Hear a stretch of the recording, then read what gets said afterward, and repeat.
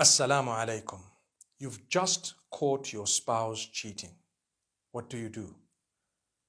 Well, I can tell you it's a very difficult moment because you probably are very upset, extremely saddened, at times shocked and in disbelief. Emotions are running high. Sometimes there might be yelling and screaming happening because of that disbelief. Try and calm yourself down.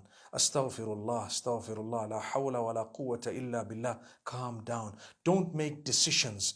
Don't make decisions while your emotions are running high and you're angry, you're upset. Don't make decisions during those moments. Calm down. Give it a moment. Sit down. Relax. May Allah make it easy. Now, what should you do? You need to ask yourself a few questions. What exactly did they do? Look at the magnitude of the cheating.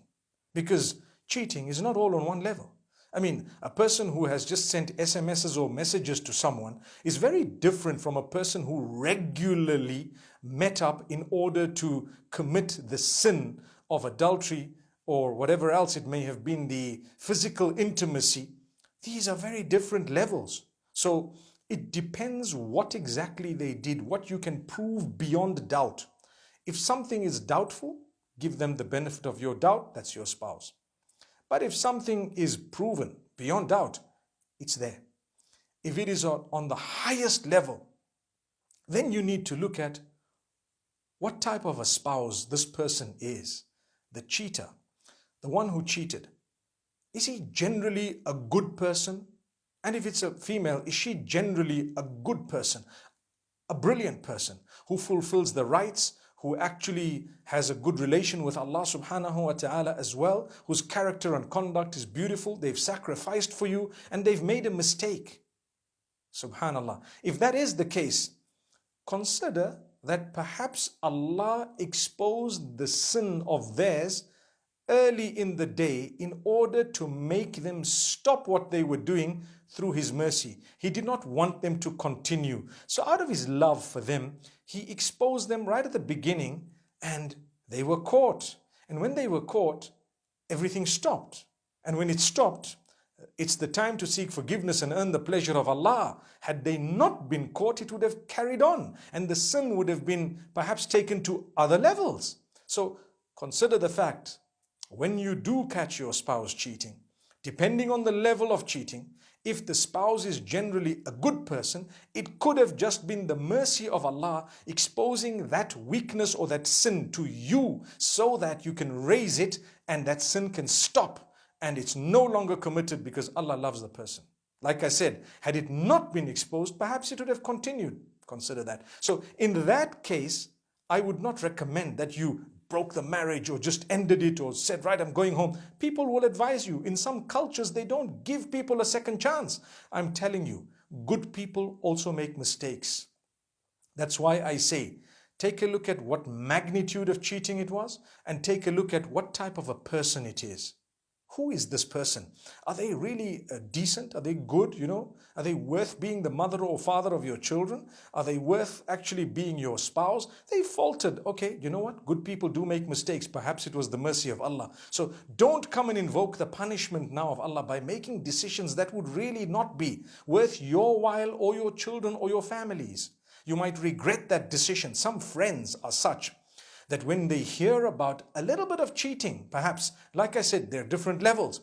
They'll tell you, that's it, end it, go home, you'll find someone else, you are worth much more than this, you can't allow this to happen, and so on. And little do they know that a year or two down the line, that spouse would be happily married to someone else and you're busy sitting here licking your wounds because someone gave you wrong advice. So I'm here to tell you, think before you make decisions. I'm not belittling the fact that cheating is unacceptable completely. Like I said, emotions will run high. You're a human. And sometimes we do some silly things when we catch our own, friends or anyone, family members doing something bad. What about a spouse cheating? May Allah forgive us. May Allah strengthen us and grant us the ability to fulfill whatever we want in a halal way. Ameen. So my brothers and sisters, remember, when you're making a decision, consider all of these factors. Now, if they had a habit, and if this thing went right to the end and it was proven beyond doubt, and the person involved is a spouse who doesn't fulfill their rights, no character, conduct, the level of it is extremely low, they're abusive, they're emotionally draining, and really they're not a pleasure to live with at all, then perhaps it's a sign from Allah to say, you know what, walk out. That's what it should be. Walk out.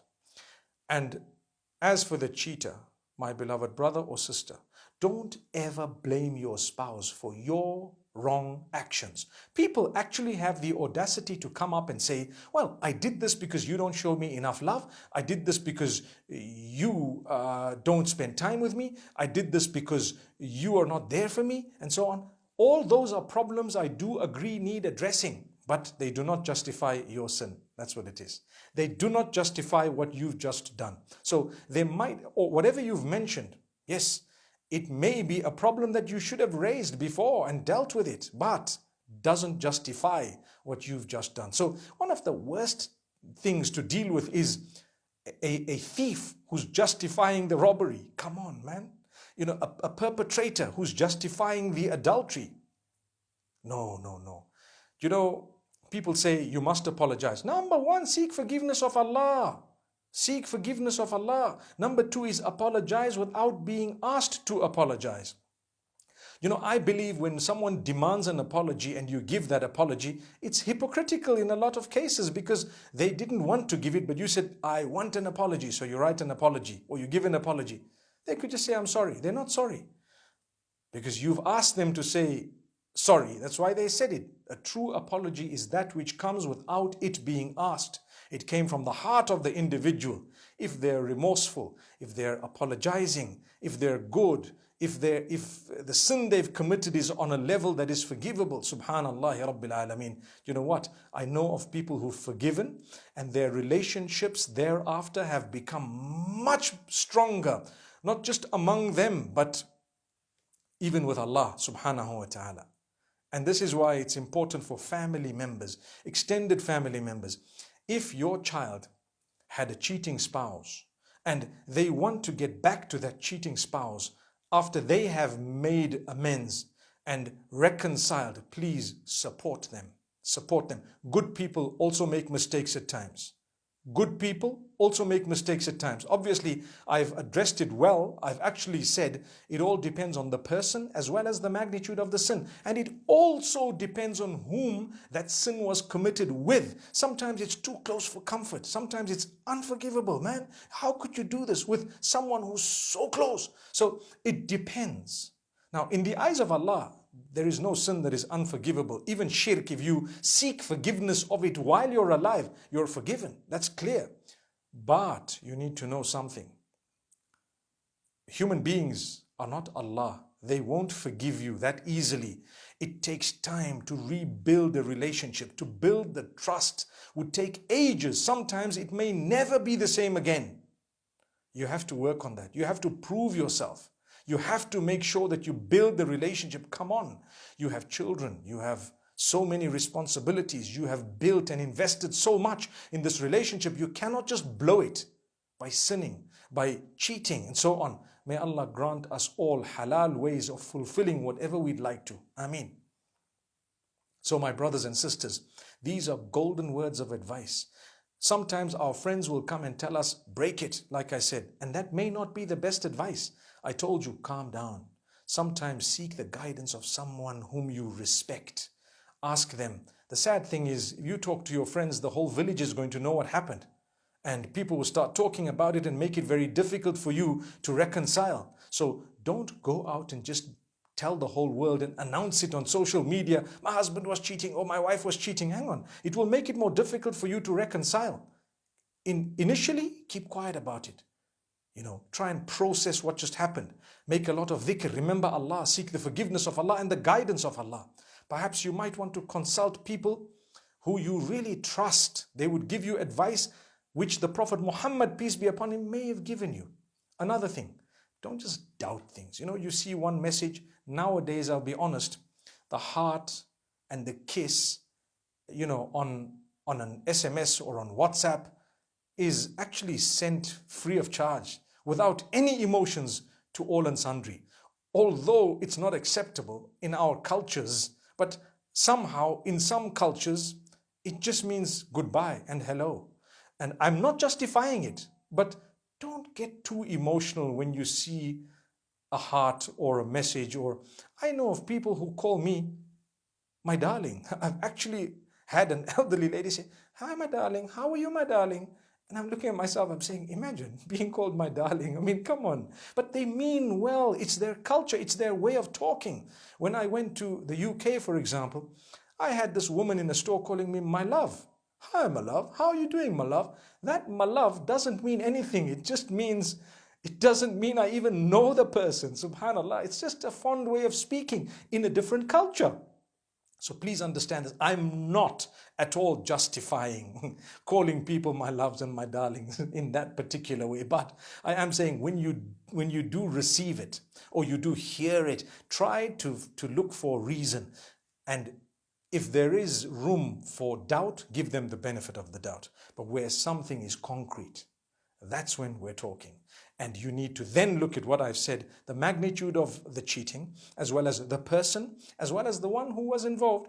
And then together with all of that, you process the information. You look at the pros and cons. You look at how much you've invested in the relationship, how much they've invested in the same relationship, how much this damage has displaced in terms of investment. And I'm talking of investment because you may have children, you may have a lot of other things that you've done together. And how much damage can be controlled and how much repair can happen, then you make a final decision. How good is that? So may Allah help us, inshallah, to make beautiful decisions. And this thing is actually on the rise. I think primarily because of communication becoming so easy, social media, everyone is very accessible. So, the messages that people are sending each other make people very accessible. It's easy to fall. And like I said earlier, good people fall as well. It all depends on magnitudes and so on. I've already said that. May Allah bless every one of us and grant us ease and guide us to the best decisions wherever things happen in our lives. The worst thing you could do is broadcast something that happened in your home, because there are others in whose homes this has happened. They have forgiven, patched up, and they're living together without you knowing. You think they're your best friend when it happened to you and you told them. They broadcasted it to the whole world. Worse than what happened to you happened to them. You don't even know. Guess why? They were wiser than you. They didn't go out and wash their linen in public. That's the thing. So be careful. May Allah subhanahu wa ta'ala guide us. I'm never going to side with a perpetrator. I will always side with a victim. But we will also give good guidance to the victims to say, don't, if you've suffered a loss of a certain degree, don't make a decision that would make you suffer a loss of a higher degree, but rather make a decision that would take you out of the mess in a way that is best for you and all those around you. May Allah bless you and guide all of us. أقول قولي هذا وصلى الله وسلم وبارك على نبينا محمد والسلام عليكم ورحمة الله وبركاته.